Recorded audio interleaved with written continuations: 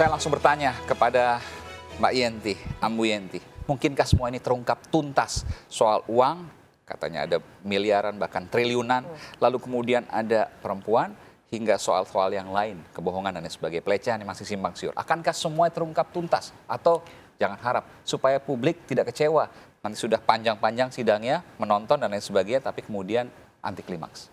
Ya, kalau dalam putusan ini tentu ya yang dituntaskan hanya 340 saja dan obstruction of justice tadi ya. Tetapi dari kasus ini bisa jadi itu tadi ada masalah misalnya uang dihilir itu akan membuka di hulunya tuh sebetulnya dari mana sih asalnya ini?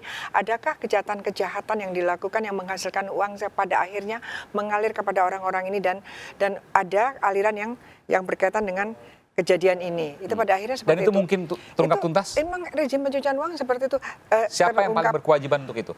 Mengungkap tuntasnya tentunya di kasus yang lain ya, jadikan kasus lain karena memang ada kasus lain. Bukan tapi di sidang yang ini. Terungkapnya dari sini kan bisa jadi, ya kan biasanya seperti itu. Minimal kan ada uang.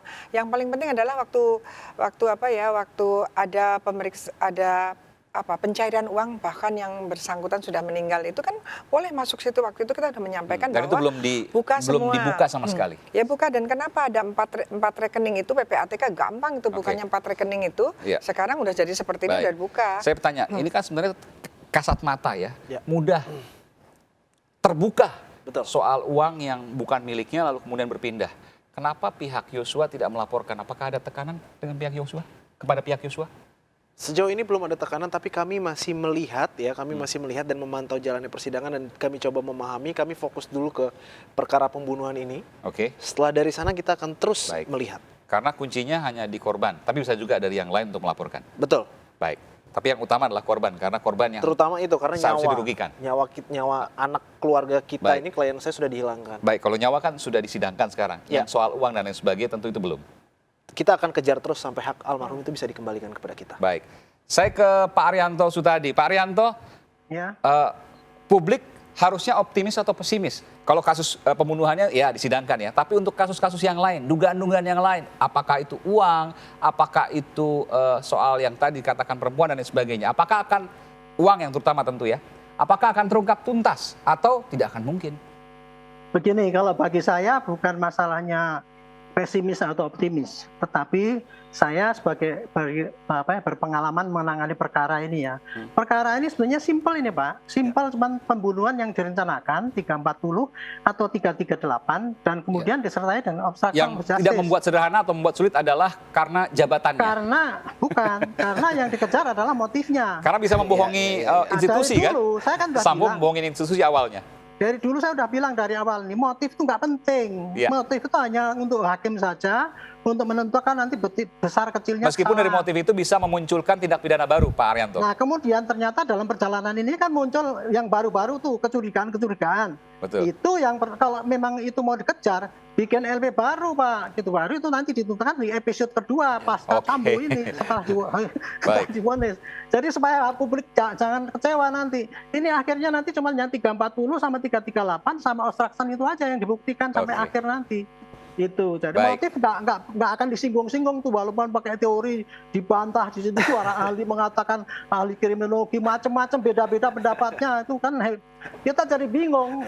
Kalau supaya nggak bingung, leave it. Motif ini lihat 340-nya, 338 selesai. Kalau memang itu masih dikejar silahkan nanti bikin LP baru. LP baru. Dan itulah kemudian battle yang baru, pertempuran dalam tanda kutip yang baru. Pertempuran baru itu. Ya. Baik. Terakhir ke Pak Ponto. Pak Ponto, Anda tadi menyebutkan janggal, apakah kejanggalan ini akan terungkap tuntas atau akan terus menjadi misteri? Uang triliunan. Ya tinggal maunya kita, mau ditekan terus bikin kayak Pak Arianto bilang tadi, bikin LP baru supaya ini tertuntas. Kalau tidak ada LP baru, betul.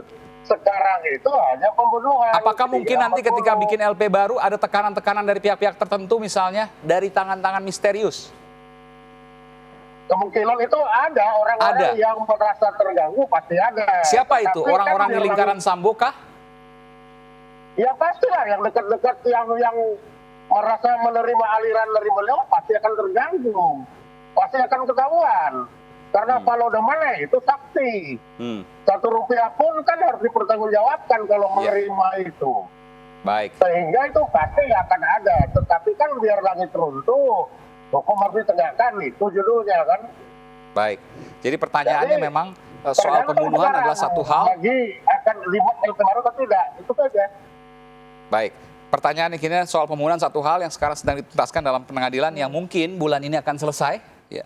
Tapi kemudian ada kasus lain yakni uang dengan jumlah yang besar bahkan triliunan yang masih misterius. Akankah itu terselesaikan?